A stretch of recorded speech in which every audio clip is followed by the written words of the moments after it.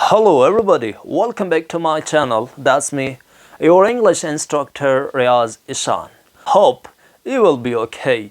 Well, today I'm gonna talk about the most essential and important topic, which is all about English.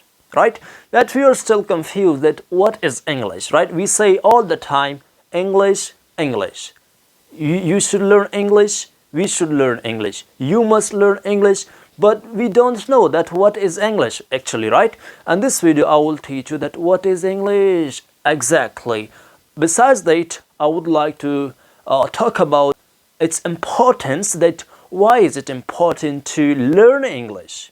Why is it important to learn English? In the start of video, I would like to talk about language, that what is language actually? Because English is a language. There are many languages, right? But why we should learn English? In this video, I will clear this issue for you guys. So let's get started.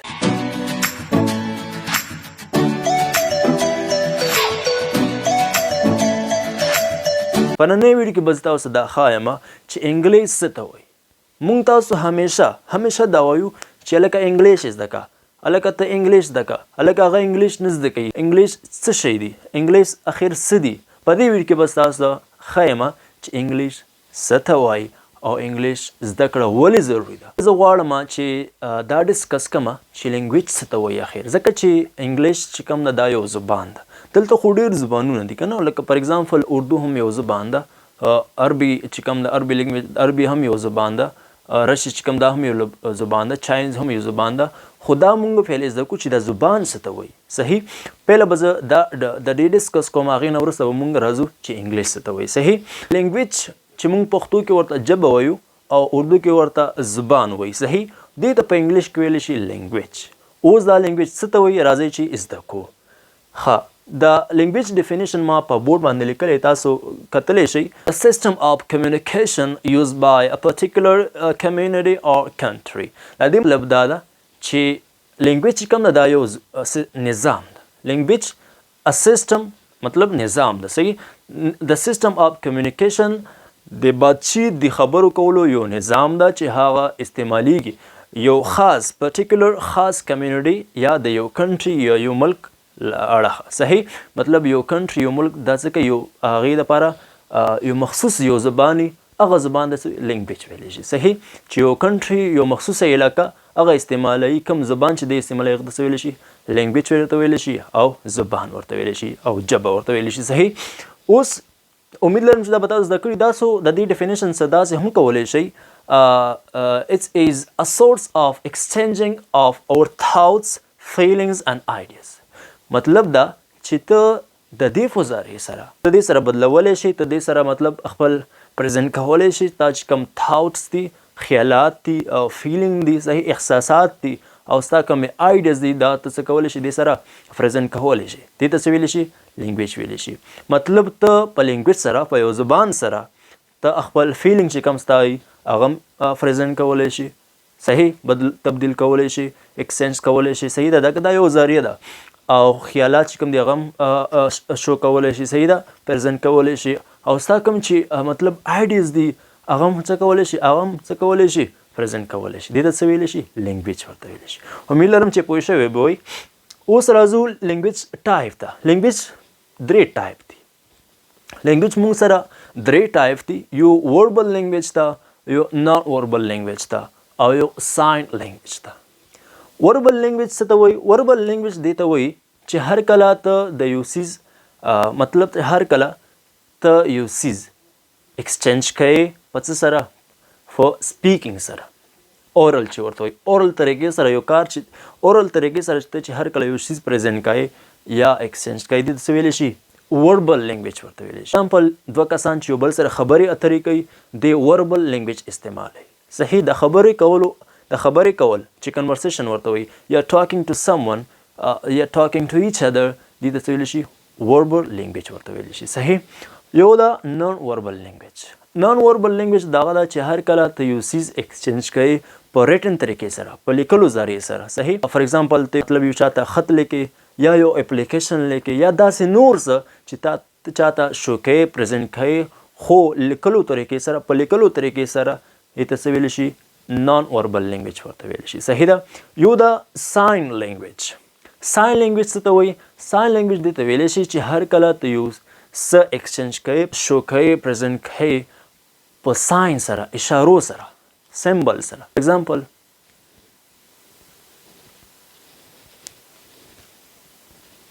دې ته ساین لینګویج ویلی شي. د دې مطلب سایلنٹ مطلب خاموشه، د دې مطلب راشه، او د دې مطلب لاړ شه. دا یو لینګویج ده خو دې ته څه ویلی شي ساین لینګویج ته ویلی شي. تاسو به اکثر په دې چېرته مطلب چکرو باندې خو به تللی یې، یا خاص کر داسې غټو شهرونو ته به تللی، هلته به تاسو کتلي داسې ټرن لیفت ټرن رایټ. صحیح. داسې ساینونه به تاسو کتلي، ځینې به داسې ساینونه یې یو ځای ته یو لوکیشن تاسو ته مطلب لوکیشن ته چې تاسو لوکیشن پسې تعقب کوئ، هلته به هم تاسو داسې ساینونه کتلي. صحیح. داسې ساینونه تاسو په بورډونو باندې کتلي، نور هم داسې ساینونه شته دي. صحیح. په روډونو باندې بیا چېرته چکر ووهئ پتې به درته ولګي. صحیح. بورډ باندې هم نه راځي. نو داسې ساینونه به تاسو کتلي، دې ته ویلی شي ساین لینګویج. لرم چې تاسو به پوه شوی. اوس راځو چې انګلیش څه ته وایي. ستاسو په ذهن کې به دا سوال وي چې هلکه انګلیش خو یو کتاب ده، همداسې نه ده؟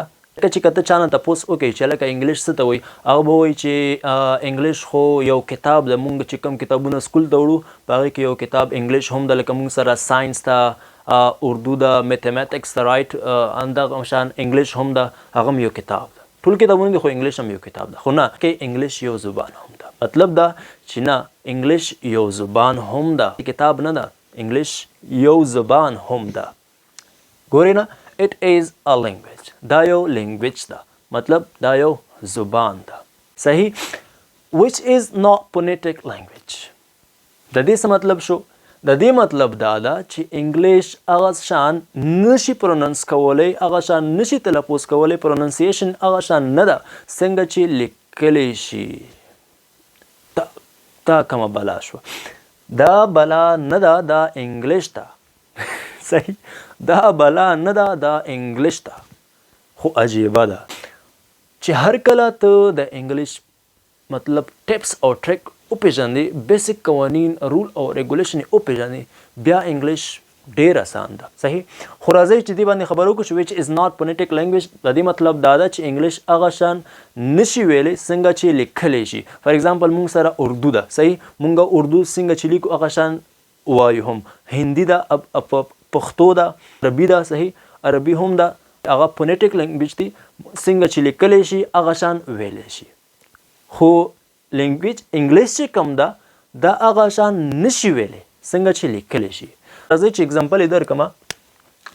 For example, there are many words, because it's a not phonetic language. There are many words, but like we have could.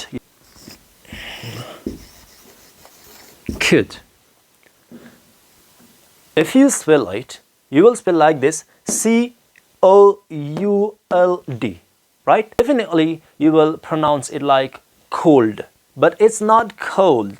Here L is silent. دلته L چې کوم ده هغه سایلنٹ ده، هغه نشي پروننس کولی. نو انګلیش داسې یو زبان ده څنګه چې لیکلی شي هغه شان نشي ویلی. امید لرم چې پوهیږئ به. همدغه شان موږ سره like we have talk, TALK. If you spell it, so definitely you will spell like this: TALK.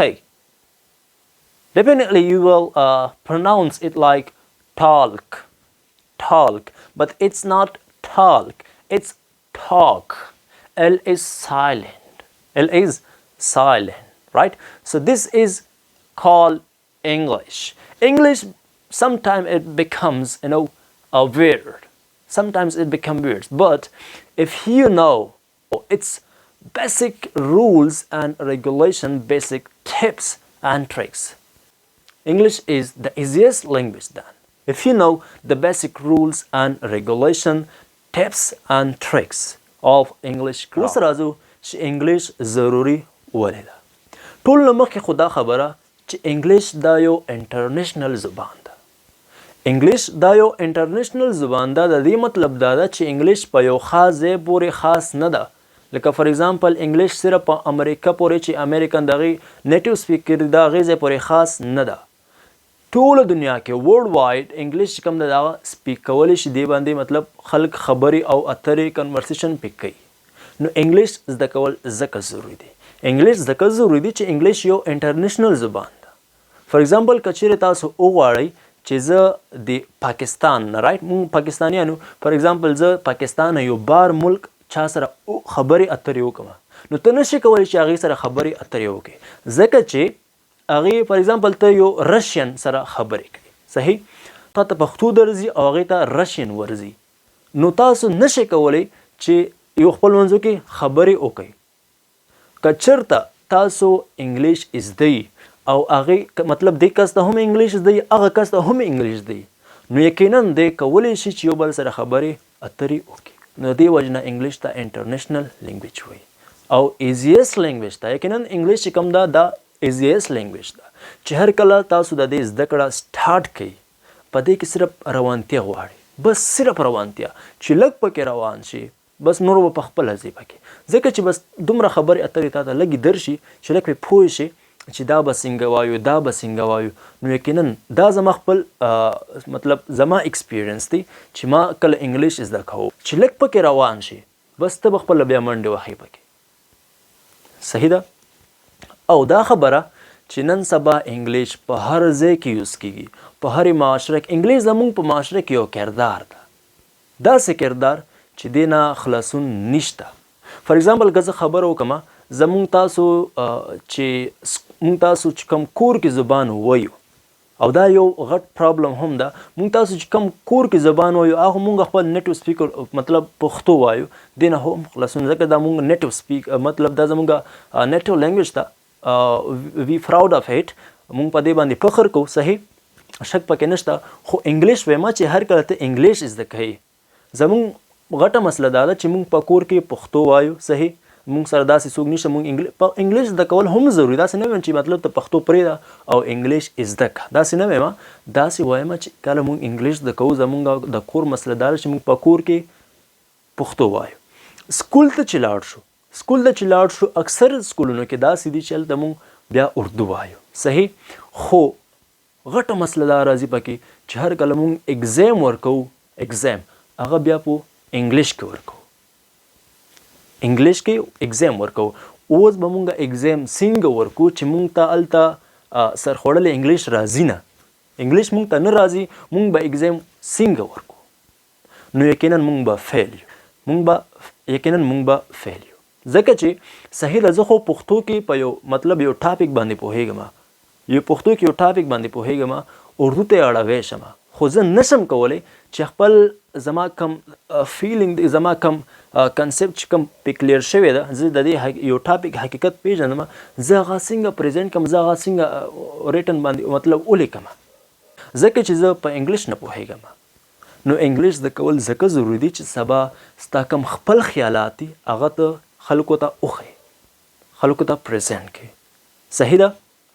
او بله خبره دا ده چې انګلیش زده کول ځکه ضروري دي چې هر کله تاسو څه هم سرچ کوئ سوشل میډیا کې څه هم سرچ کوئ که هغه په یوټیوب کې ده که په ګوګل کې ده که په فیسبوک کې ده که په انسټا کې ده که په داسې نور د راز ته ګورئ د راز د مطلب فریلانسنګ د داسې نور چې کوم پلیټ فارمز دي انلاین تاسو چې هلته هر څه هم سرچ کوئ هلته تاسو څه کې سرچ کوئ انګلیش کې سرچ کوئ او دلته مونږ ته انګلیش راځي نه نو مونږ به څنګه سرچینګ وکړو.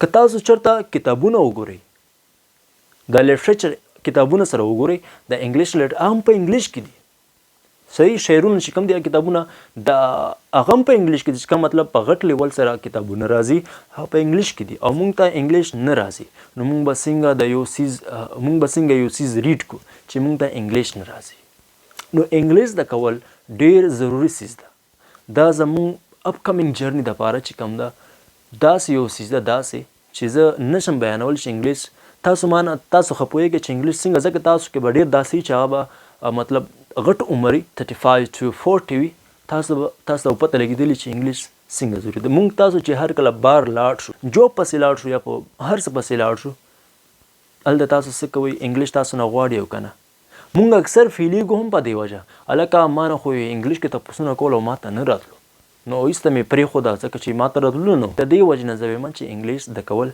ځکه ضروري دي چې ته پې جاب هم وموندې ته پې سرچ هم وکړې ته پې یو څیز ریډ هم کې هر څه چې ته غواړې هغه پې وکړې یک ځان په باره کې ووایم زه هر څیز ریډ کولی شم ځکه چې مطلب که ته د سکول کتابونو په اړه خو انګلیش خو انګلیش کې دا انګلیش بک چې کوم دا خو انګلیش کې دا ساينس وخې فار ایگزامپل بایولوژي وخې کیمستري وخې فزیکس وخې حتی چې میتھمیټکس چې کوم دا فارمولې داسې نور څیزونه هغه هم انګلیش کې دي نو انګلیش ځکه ضروري ده انګلیش زده کړه ډیره ضروري ده یو خو به ته ورسره پاورفول چا خبره لیدی شي نو انګلیش زده کړه وکړئ انګلیش ډېر ضروري ده